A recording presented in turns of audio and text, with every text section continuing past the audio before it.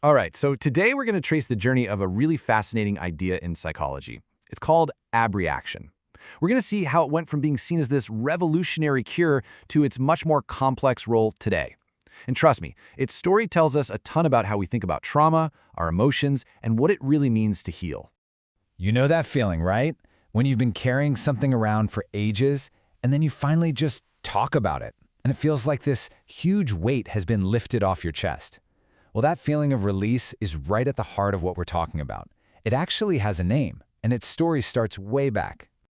To really get this, we have to rewind the clock. We're going back to 1893, to the very beginning of psychoanalysis, and a guy you've definitely heard of, Sigmund Freud.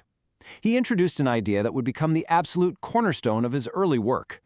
And this is it, abreaction. The idea itself is actually pretty simple. Freud basically suggested that when you go through something traumatic, the intense emotions can get sort of trapped inside you, all pent up.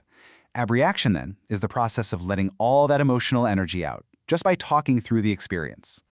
But, and this is important, this wasn't just about, aimlessly venting. Freud's method was incredibly specific. His goal, in his own words, was to bring a particular moment or problem into focus. It was about zeroing in on that one traumatic memory, which would then allow all those emotions that were tied to it to finally escape.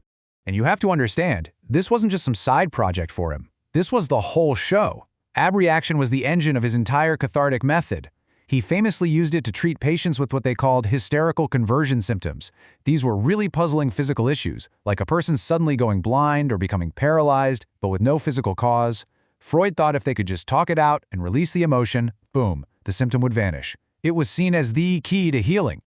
Of course, things rarely stay that simple, do they?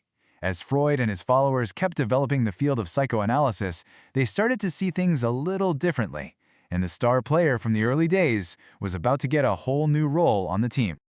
And this right here is the big shift. You can see how the main goal of therapy totally evolved. It wasn't just about that big emotional release anymore. The new focus was on insight and interpretation, on helping the person actually understand the meaning behind their own feelings and memories. Aberration wasn't gone, not at all, but it definitely wasn't the main event anymore. Now, let's fast forward a few decades, because the story gets a really important update. In 1954, a psychoanalyst named Edward Bibring takes a fresh look at abreaction and decides it has a different, but still super important job to do. So what Bibring did was lay out what he saw as the 5 main tools in a psychotherapist's toolkit. And look at that, right there at number 3, abreaction. See, it's not the one and only cure anymore.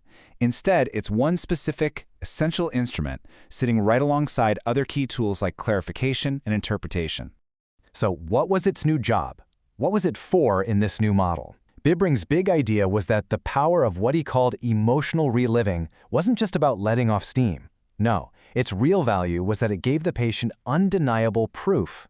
I mean, think about it. If you're dealing with these painful, maybe confusing memories from your past, you might even start to doubt if they were real. That intense emotional experience of reaction, it acts like evidence you can't argue with. It makes you feel, whoa, okay, this really did happen.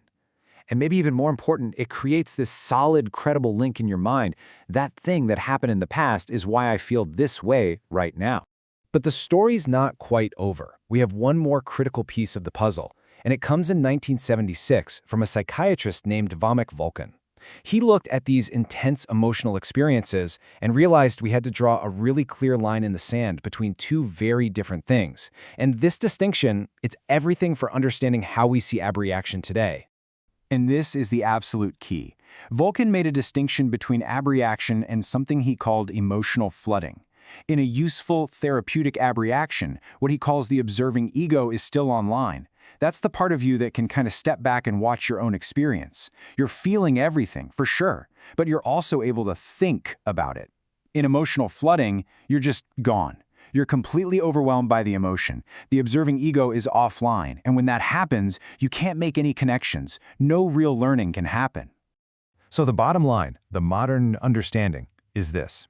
There is a massive difference between a controlled, therapeutic reliving of a past trauma and just being drowned by it. One is a powerful tool for building understanding and insight. The other, well, the other can just be re-traumatizing. The goal isn't just to feel, it's to feel and understand at the same time. Which really leaves us with this one big thought, doesn't it? The entire 100-year story of Abreaction, from this simple cure to a complex tool that needs to be handled with care, is really about this fundamental human challenge. How do we tap into the power of our past and all the emotion tied to it without letting it completely overwhelm us in the present? And honestly, that's the very question that modern therapy is still working to answer.